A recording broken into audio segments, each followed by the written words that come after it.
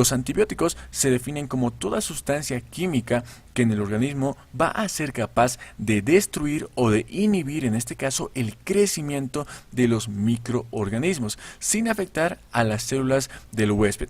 ¿Cuáles son los microorganismos que principalmente se encarga de eliminar? Son en este caso las bacterias. Bien, entonces tenemos acá a un paciente, en este caso que es un niño, que llega con síntomas de tener algún tipo de infección a partir de un microorganismo. Vemos y hacemos un estudio y determinamos que en este caso el microorganismo que está provocando el daño al paciente son en este caso diferentes bacterias que en este caso han aumentado su número. Por lo tanto, ¿qué es lo que pasa ahí? Justamente en este momento es donde entran en contacto los antibióticos y aquí es donde deben actuar. Bien, ¿qué van a hacer estos antibióticos? Van a ir justamente donde se encuentran estas bacterias que están provocando el daño al paciente y van a comenzar ¿a qué? A destruirlas y a inhibir el crecimiento de las mismas y por ende van a provocar la eliminación de las mismas. Una vez realizado todo esto, ¿qué es lo que va a pasar? Que el paciente ya no va a tener a las bacterias y posteriormente va a pasar de estar enfermo a estar totalmente saludable gracias a estos antibióticos. Bien, entonces así es como actúan los antibióticos y de ahí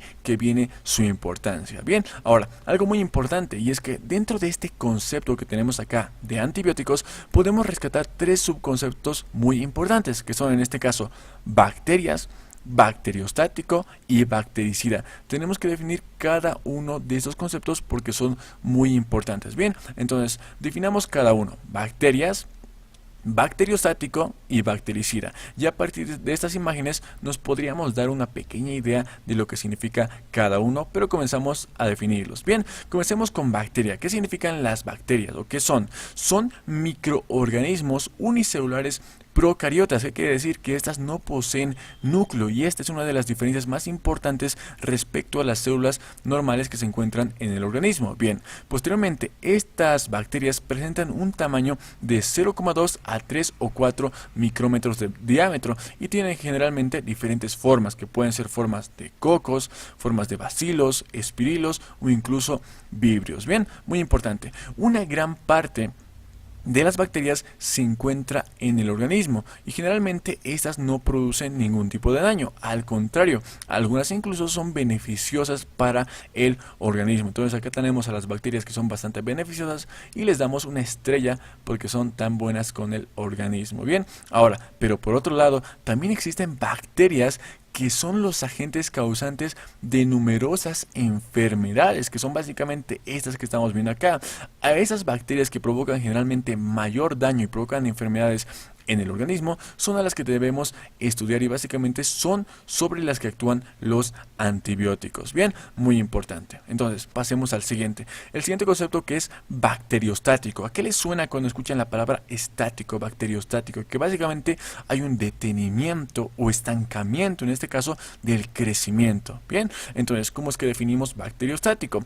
Son aquellos antibióticos que se encargan de la inhibición del crecimiento de la célula bacteriana. Su acción es reversible y funciona con el sistema inmunológico. Aquí tenemos tres palabras claves. Primero, inhiben el crecimiento de la célula bacteriana. Esto es reversible y funciona con el sistema inmunológico. ¿A qué quiere decir esto? Que básicamente detendrá en este caso el crecimiento de la célula y a partir de ello el sistema inmunológico podrá atacar fácilmente a esta bacteria y por ende eliminarla debido a que esta ya no está creciendo y se encuentra bastante débil. Entonces aparecen justamente cuando las bacterias o se utilizan cuando las bacterias están así a punto de multiplicarse o tratando de crecer. Ahí es donde se utilizan estos antibióticos bacteriostáticos para detener el crecimiento de las mismas. Bien, ahora pasemos al siguiente concepto que es bactericida. ¿A qué le suena bactericida? Me suena a mí a un homicidio o a un asesinato. Y básicamente es eso que estamos viendo acá, que básicamente se definen como todos aquellos antibióticos que se encargan de destruir a la célula bacteriana. Su acción es irreversible y no funciona con el sistema inmunológico del huésped. Básicamente es diferente al otro concepto. En acá se inhibía el crecimiento y aquí directamente ya los destruye o los asesina a las bacterias. Bien, la acción es irreversible, pues no se puede, una vez que sea eliminada la bacteria, volver a renacerla, no se puede, y no funciona con el sistema inmunológico. Muy importante. ¿Y a qué se refiere esto? A que en este caso esta es independiente y puede eliminar a la bacteria por sí misma. Entonces básicamente así es como destruimos a la bacteria y la eliminamos por completo. Entonces acá tenemos a la bacteria y a partir de ella ya podemos ver cuáles son los grupos de, en este caso, antibióticos según el mecanismo de acción. Y según el mecanismo de acción, la clasificación de los mismos se clasifican en 5, que son: primero, los inhibidores de la síntesis de la pared bacteriana; segundo, los que se encargan de la alteración en la membrana citoplasmática; el tercer grupo, que son los inhibidores de la síntesis de proteínas; el cuarto grupo, que son los que se encargan de provocar una interferencia en la síntesis del ARN y ADN; y el quinto grupo, que son en este caso los que se encargan de provocar una inhibición de las vías metabólicas. Muy importante, y si tomaste en este caso atención justamente anteriormente, ya podrás darte cuenta a partir del nombre dónde es que actúan cada uno, pero igual repasemos. Bien, primeramente comencemos con el primer grupo. Son los inhibidores de la síntesis de la pared bacteriana o de la pared celular. ¿Cuál es la pared celular? Pues es esta que estamos viendo acá.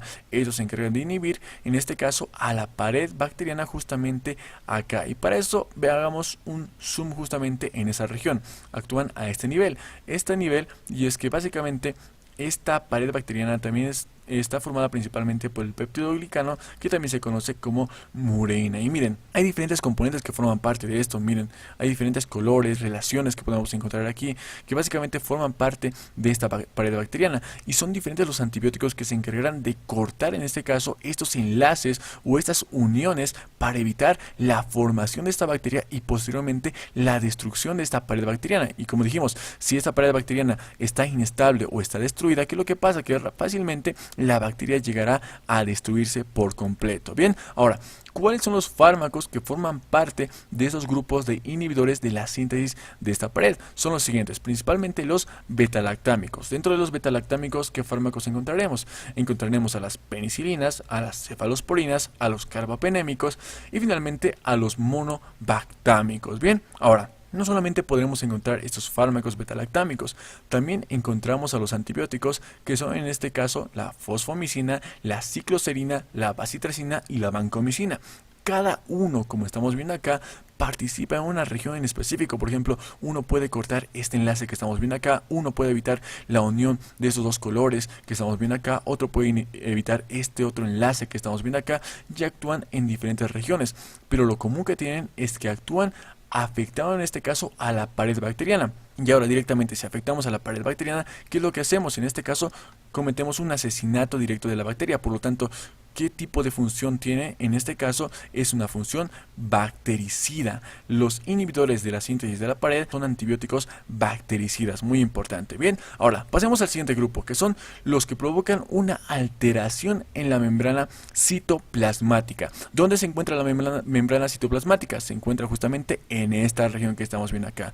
Acá es donde actúan en este caso los que provocan una alteración en la membrana citoplasmática. ¿Y cuáles son los fármacos que actúan acá? Son en este caso dos, que son las polimixinas y la daptomicina. Estas, al igual que las anteriores, tienen una función en este caso bactericida. Bien, ahora pasemos al siguiente que en este caso son el grupo 3, que son los inhibidores de la síntesis de proteínas.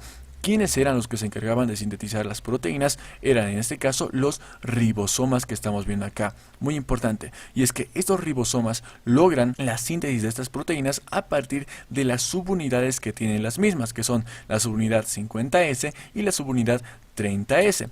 Entonces, ¿qué es lo que hacen los inhibidores de la síntesis de proteínas? Que se encargan de inhibir a estas subunidades para por ende inhibir a los ribosomas y por ende inhibir la síntesis de proteínas. ¿A partir de qué fármacos logran esta inhibición? Lo logran principalmente a partir de los siguientes, principalmente las estreptogramminas, el cloranfelicol, las lincosamidas, el inesolid y los macrólidos, que se encargan de inhibir la subunidad 50S. Y finalmente, y por otro lado, también tenemos a los fármacos que son las tetraciclinas y los aminoglucósidos, que son los que se encargan de inhibir en este caso la subunidad 30S. De esta forma se inhibe en este caso a la síntesis de proteínas. Y como estamos viendo acá, en este caso la inhibición de la síntesis de proteínas no sería directamente, en este caso, un homicidio a la bacteria, sino sería, como se podría decir, un estancamiento o un detenimiento de el crecimiento de la bacteria, y posteriormente fácil ya se podría eliminar. Por lo tanto, el mecanismo de acción, o en este caso la función que tienen esos antibióticos,